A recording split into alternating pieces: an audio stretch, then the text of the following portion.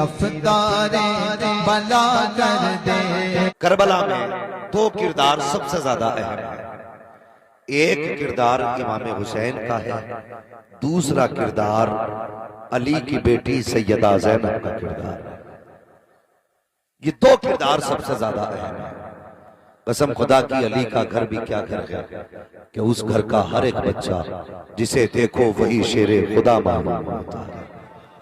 ये उनके घर के बच्चे बच्चे की शान है। और अल्लाह का शुक्र है, ये सुन्नियों का मुकद्दर है। अल्लाह ने मुझे और आपको सुन्नी बरेलवी बनाया। ये खुशनसीबी है हमारी और आपकी। हमें और आपको खुदा ने सुन्नी बरेलवी बनाया है। हम हसन हसन भी करते हैं, हम हुसैन हुसैन भी करते हैं। हमारे नजदीक हसन भी बेमिसाल है, हुसैन भी बेमिसाल है। जितने मुस्तफा को हुसैन प्यारे हैं उतने ही मुस्तफा को हसन भी प्यारे हैं। वरना अक्सर लोग मुहर्रम के दिनों में सिर्फ इमाम अली मकाम इमाम हुसैन का नारा लगाते हैं। तुम्हें पता है करबला में इमाम हसन की भी कमाई कम नहीं लगी है। आपके भी 4 बेटे करबला में शहीद हुए इमाम हसन का। ज्यादातर लोग सिर्फ इतना जानते हैं कि हजरत कासिम शहीद हुए, नहीं, हजरत कासिम के अलावा 3 बेटे और शहीद हुए। 4 बेटे कुल मिला के करबला में शहीद हुए। कासिम बिन हसन, अब्दुल्ला बिन हसन, अबू बकर बिन हसन, उमर बिन हसन, 4 बेटे आपके करबला शरीफ में शहीद हुए। हमारे नजदीक हसन भी शान वाले, हमारे नजदीक हुसैन भी शान वाले। तो करबला में सबसे ज्यादा अहम किरदार इमाम हुसैन का है। और इमाम हुसैन मुहर्रम की 10 तारीख को शहीद हुए। जानते हो सैयदा ज़ैनब कौन है? सैयदा ज़ैनब वो हैं जिन्होंने आंख खोली तो गोद फातिमा ज़हरा की पाई है। और सबसे पहले हजरत ज़ैनब के मुंह में मुस्तफा का लुआब डाला गया और परवरिश हजरत अली ने की है। अब जरा सोचें कितनी शान वाली बेटी होगी ज़ैनब, जिसकी माँ फातिमा हो, बाबा अली हो, नाना मुस्तफा हो, भाई हसन हुसैन हो। कितनी शान वाली ज़ैनब होगी। आपकी शान ये है, तारीख में आता है कि सैयदा ज़ैनब की वो जात है कि आपने 7 साल की उम्र में कुरान पूरा मुकम्मल हिफ्ज कर लिया था। सैयदा ज़ैनब 7 साल की उम्र शरीफ में पूरा कुरान हिफ्ज मुकम्मल किया। और जानते हो मदीना शरीफ से करबला तक हुसैन के शाना बशाना चला। हुसैन के शाना बशाना आपने करबला सुना होगा, कई बार सुना होगा, लेकिन कभी सैयदा ज़ैनब को करीब से नहीं देखा। कौन है ज़ैनब? जरा दिल थाम के सुनना, मैं बताने लगा हूं कौन है ज़ैनब। जब करबला की शहादतें होती रही, यके बाद दीगरे लाशें इमाम उठा के लाते रहे, आखिर में कुछ लोग रह गए खानदान अहले बैत से। कुछ लोग, मेरे इमाम अपने खेमे में सर झुका के बैठे और सैयदा ज़ैनब इमाम अली मकाम की बहन लगती है। क्या लगती है? बात समझ में आ रही है?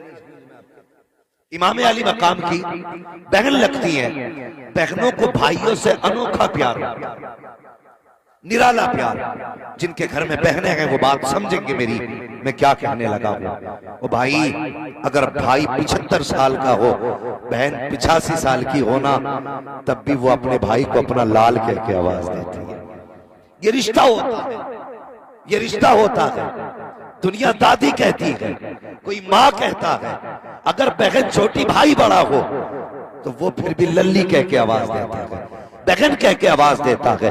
कितना अजीब रिश्ता है भाई बहन का।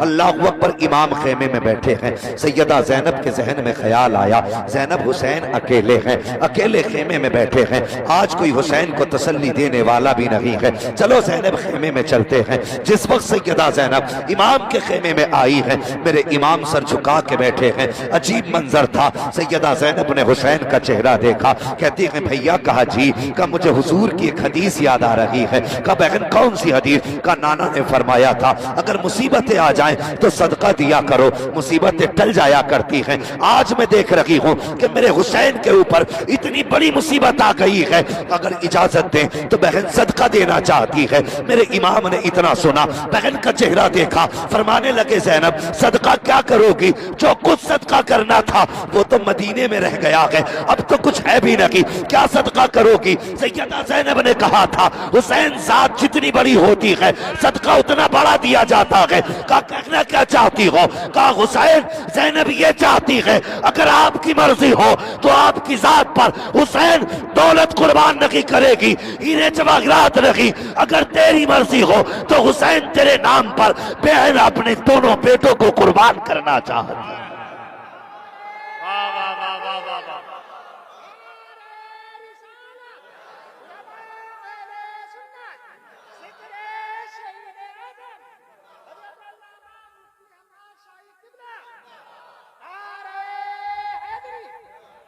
बहन तो बहन होती है, कसम खुदा की अगर बहनों को नजर लग जाए तो भाइयों को अगर बीमारी आ जाए तो नजरें बहनें उतारा करती, अगर मुसीबत में आ जाए तो सदके बहनें दिया करती हैं।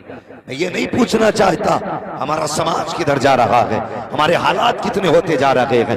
एक बंदे का पता चला, कहने लगा जनाब मैंने 10 दिन लंगर किया है, मैंने 10 दिन तक इमाम के नाम का खाना किया, मेरे चूल्हे की आग ठंडी नहीं हुई, मगर लोगों ने बताया जनाब ये जो तुमसे अपने लंगर की बात कर रहा था इससे पूछो इसके दरवाजे पे सगी बहन कब से नहीं आई है, ये अपनी सगी बहन के दरवाजे पे कब से नहीं गया है। ओ भाई ख्याल कर, हुसैन को भी वो लंगर प्यारा नहीं है जो तुम्हारे अपनों से दूर करे।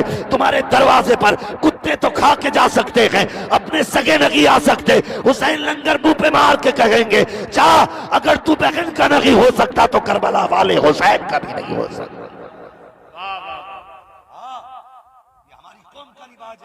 ईद का दिन आता, ईद का नौजवान बैठे नए कपड़े पहनेंगे, सूट बूट डालेंगे, 2 रकात पढ़ेंगे, ईद देखने जा रहे हैं। कहा की? टांडे की ताजी ईद, बासी ईद। तुझे पता है टांडे की ईद देखने जा रहा? क्या? हाँ बड़ा नाम सुना है।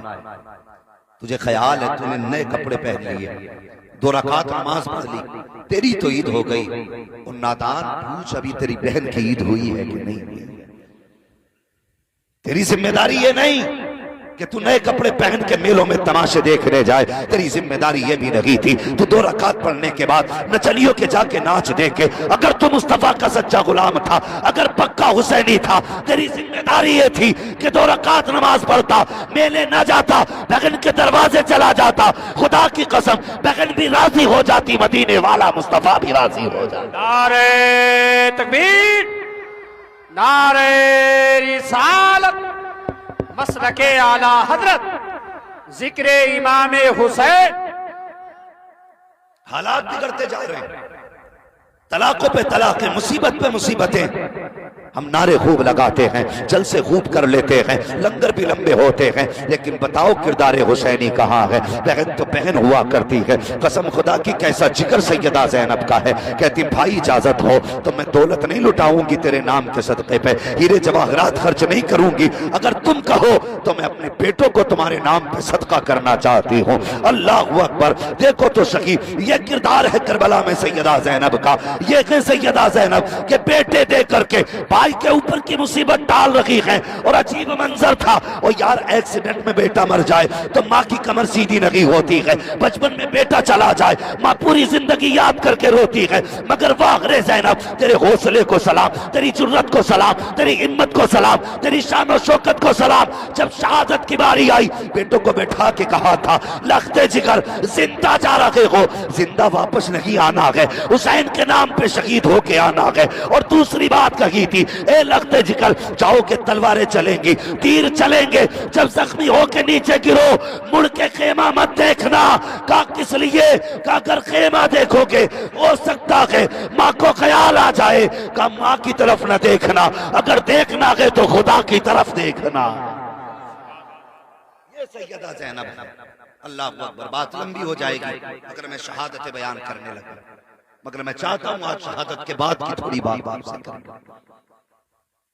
शहादत के बाद की नारे तकबीर, नारे रिसालत, उलमाए अहले सुन्नत, मसलके आला हजरत, जिक्र इमाम हुसैन, जिक्र इमाम हुसैन, नारे तकबीर, नारे रिसालत। तवज्जो है, तवज्जो है। अल्लाहु अकबर। बात लंबी हो जाएगी। ये सैयदा ज़ैनब है, ये है सैयदा ज़ैनब, करबला की आप तारीख पढ़िए। एक अपना बच्चा एक्सीडेंट हो जाए, खून बह जाए, तो मां हाथ नहीं लगा सकती, बाप पीछे हट जाता है, नहीं हिम्मत नहीं होती लाल को उठाने की। मगर थे जब वो वक्त आया, करबला की शाम, 10वीं मुहर्रम की शाम आई, सैयदा ज़ैनब ने एक एक लाश को उठा के इकट्ठा किया। एक एक लाश, औरत की मुर्गी को बिल्ली ले जाए तो औरत को हार्ट अटैक, कबूतर पकड़ ले बिल्ली, औरत को हार्ट अटैक। मगर ज़ैनब तेरे हौसले को सलाम, एक एक लाश उठा के इकट्ठा की, एक एक लाश उठा के इकट्ठा कर रही है। और एक जगह रखने के बाद सैयदा ज़ैनब ने खंजर संभाला और संभालने के बाद बैठ गई। डर ये था कई कई जानवर आके किसी का बाजू न ले जाए, किसी का सर न ले जाए, किसी का पैर न ले जाए, इसलिए लाशें इकट्ठा की हैं, खंजर लेके बैठी। अगर कोई आया, अब खैरियत नहीं है, अब तक तो हमने सब्र दिखाया है, अब अली की बेटी अपनी शान दिखा के रहे। टूटा खंजर लेके बैठे, पूरी तलवार नहीं थी, टूटा खंजर था। अल्लाह अकबर। जब टूटा खंजर लेकर के बैठी है, रात का वक्त हुआ, अंधेरा छा गया, अचानक कोई साया आता दिखाई दिया, एक साया आता दिखाई दिया। जब साया करीब आया, आपने चादर संभाली, फिर खंजर संभाला, कहने लगी अगर इरादा गलत होगा तो अली की बेटी आज अली के तेवर दिखा देगी। ये शान सैयदा ज़ैनब की। जब आने वाला करीब आया, फरमाया ठहर जाइए। कौन है? आने वाले ने कहा तुम कौन हो बेटी? जैसी आने वाले ने बेटी कहा, सैयदा ज़ैनब के सब्र के बंधन टूट गए। कहने लगी आज तक इस जमीन पे करबला में हमें किसी ने बेटी नहीं कहा, तू कौन है मेहरबान जो तू बेटी कह रहा है? आने वाले ने कहा बेटी ये बता, ये जो 2 लाशें पड़ी हैं किसकी हैं? सैयदा ज़ैनब ने कहा ये मेरे लालो की लाश है। फिर कहा ये जिस पे सर नहीं है ये लाश किसकी है? अल्लाह अकबर। सैयदा ज़ैनब कहने लगी ये राकिबे दोशे पैगंबर की लाश है, ये वो है जिसको मुस्तफा कांधे पे बैठाया करते थे, ये वो है जिसके लिए झूला झुलाने फरिश्ते आया करते थे, ये वो है जिसके लिए कपड़े जिब्रील जन्नत से लेके आया करते थे। अल्लाह अकबर। आने वाले ने पूछा ये जवान कौन लेटा है? कहा ये वो है जिसे हम शबीह पैगंबर कहा जाता है, हुसैन का अली अकबर कहा जाता है। आने वाले ने इतना सुना, जब आकर के वापस जाने लगा, सैयदा ज़ैनब आगे बढ़ी, सवारी का रास्ता रोका, फरमाने लगे ठहर तो सकी, मेरे बारे में तो पूछ लिया, अब अपना तो बता, तू कौन है, कहां से आया और किधर जा रहा है? आने वाले ने नकाब पलटा, कहा ज़ैनब पहचानती नहीं हो, मैं कोई और नहीं बल्कि तुम्हारा नाना मोहम्मद रसूलुल्लाह आ गया। नारे तकबीर, नारे रिसालत, उलमाए अहले सुन्नत, मसलके आला हजरत, जिक्र इमाम हुसैन, नारे तकबीर। कि आप फरमाने लगे हाँ मैं ये देखने आया हूं मेरी ज़ैनब ने अपना हक कितना अदा किया। अल्लाह अकबर। सुने करबला, देखें करबला क्या। तवज्जो है ना आप लोगों की? अभी नींद तो नहीं लग रही है, सारे बेदार हैं। जरा पीछे वाले भाई भी कहते हैं सुभान अल्लाह। मैं देखो मेरा गला भी बैठा हुआ, लेकिन फिर भी मैं मेहनत कर रहा हूं। ये मेहनत इसलिए नहीं कि आप राजी हो, ये मेहनत इसलिए हो रही है कि करबला वाला ताजदार राजी हो जाए, सिर्फ उनके लिए। बाकी कौन राजी कौन नाराज क्या फर्क पड़ता है? कोई फर्क नहीं पड़ता। बस यही फिक्र रहती है वो राजी ना हो, वो नाराज ना हो जिसके लिए खुदा ने कायनात बनाई है। सोचो तो सही, अगर किसी माँ के सामने बेटों का तज़किरा हो, माँ खुशी से चौड़ी हो जाती है। अगर आज हम हसनैन के घर के तज़किरे कर रहे हैं तो सैयदा फातिमा ज़हरा कितनी दुआएं करती हैं। इनके जिक्र को इबादत समझ के सुना करें। सिर्फ इबादत समझकर। अल्लाह अकबर। रात के 3 हिस्से गुजर गए। कितने? जिसमें अक्सर नमाजी लोग तहज्जुद के लिए उठते हैं। ठीक है जी। जिसमें तहज्जुद के लिए लोग उठते, वो वक्त आ गया। जब वो वक्त आया ना, सैयदा ज़ैनब ने देखा कोई दबे पैरों से आ रहा, कोई दबे पैरों से आ रहा। आप संभल के बैठे, इंतजार करने लगे। जब करीब आया, आने वाले के चेहरे पे चादर थी। कहा कौन? आने वाले ने कहा मोहतरमा ये पानी है, ये पानी पी लीजिए। आपने पानी को देखा, आंख में आंसू आए। फरमाने लगी हमें इस पानी से नफरत हो गई, जाओ ये पानी वापस लेके चले जाओ। अल्लाह अकबर। जब इतना कहा, आने वाली ने कहा सैयदा मैं हुर की बीवी हूँ, मेरे शोहर ने हुसैन के कदमों पे जान लुटा करके अपने गुनाहों का कफारा अदा कर दिया है। मैं पानी लेकर के आई हूँ, मेहरबानी करिए पानी कबूल कर लें। आपने फरमाया अब हमें पानी अच्छा नहीं लगता, लेकिन दुनिया जानती है अगर सैयदों को हजरत फातिमा का वास्ता दिया जाए तो ये कभी बात को टाला नहीं करते हैं। आने वाली खातून ने कहा था सैयदा ज़ैनब आपको फातिमा ज़हरा का वास्ता, ये पानी कबूल कर लें। आपने इतना सुना प्याला लिया, लेकर के उठी हैं। सबसे पहले आप उस खेमे में आई हैं जिसमें सैयदा ज़ैनब को सैयदा सकीना को छोड़ के गई थी। जब खेमे में आई, सकीना का पता न चला, कहीं पर पता नहीं। अल्लाह अकबर। जहां सकीना लेटी है वहां सकीना नहीं है। अब परेशान है ज़ैनब, सकीना कहाँ चली गई है, तलाश कर रही है, कहीं पता न चला।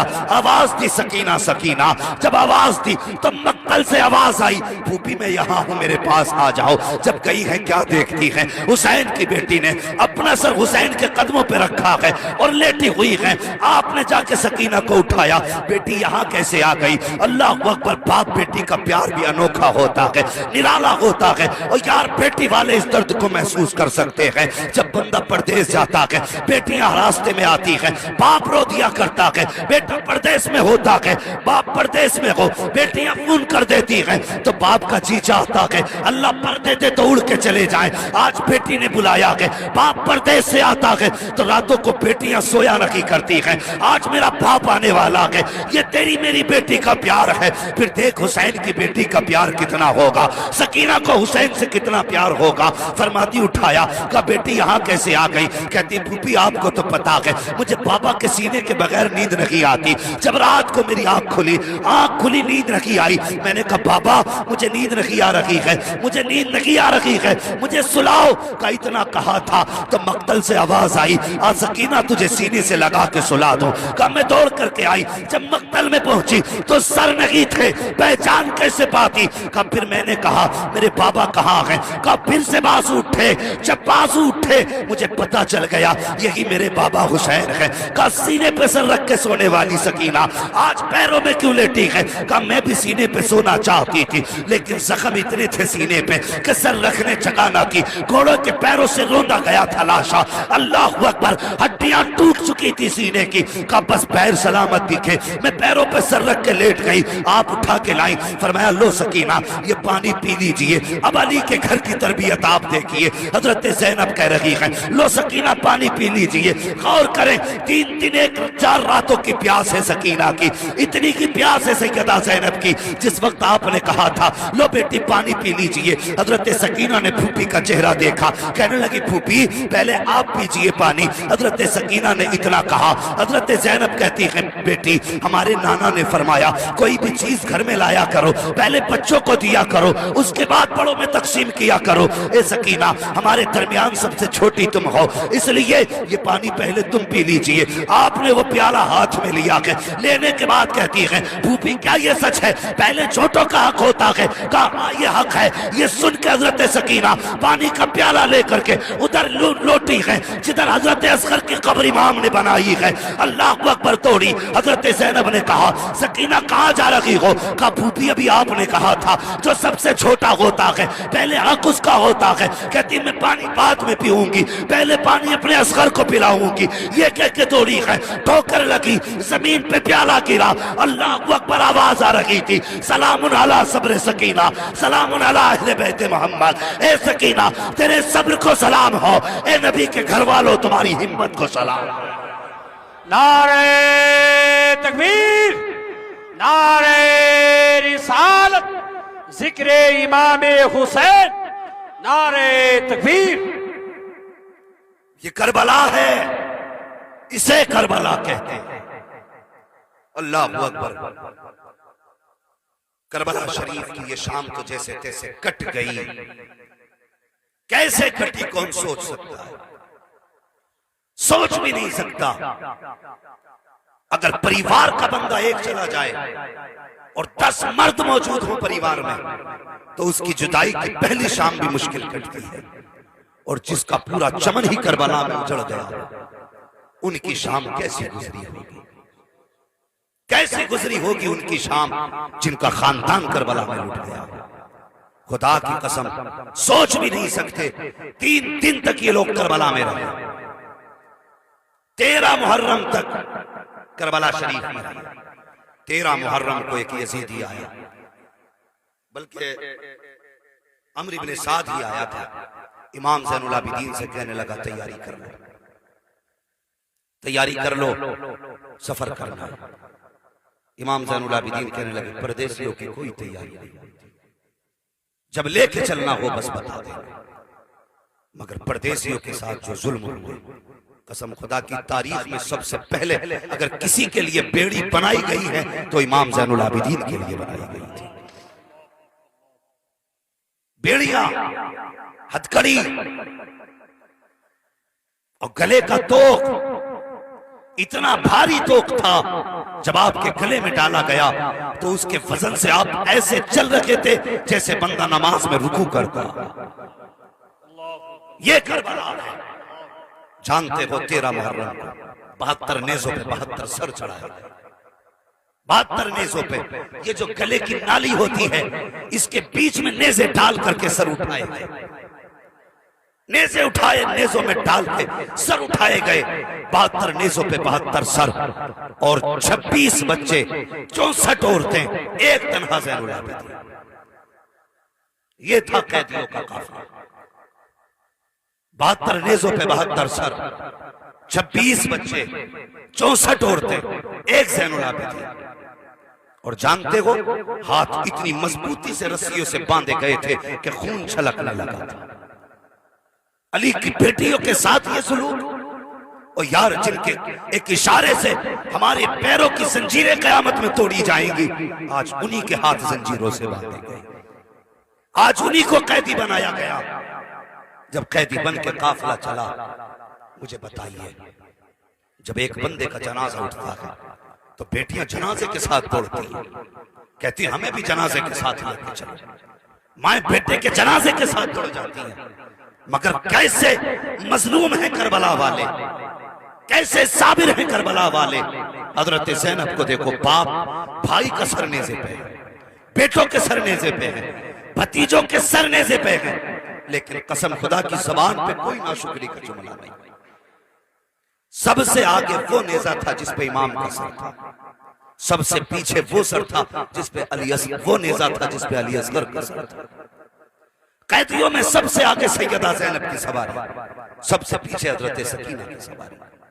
ये काफिला चला, चलते चलते जब एक चौक से गुजरने लगा, चौराहे से, यजीद के कहने पर यह हुक्म दिया था यजीद ने कि काफिले के आगे ढोल वाले लोग रखे जाएं, ढोल बजा करके वो ये लोगों को बताएं कि हमने बागियों को कत्ल कर दिया और यजीद के खिलाफ बगावत करने का अंजाम क्या होता है ये लोगों को पता चलना चाहिए, इसलिए गलों में ढोल डाले गए थे।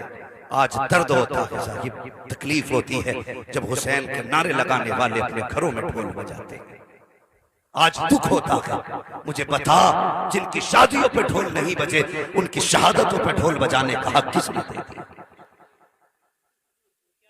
सोचो तो सही, जिनकी खुशियों में ढोल नहीं उनकी शहादतों पे ढोल। अरे कौन सा मुंह दिखाएंगे हम हुसैन को,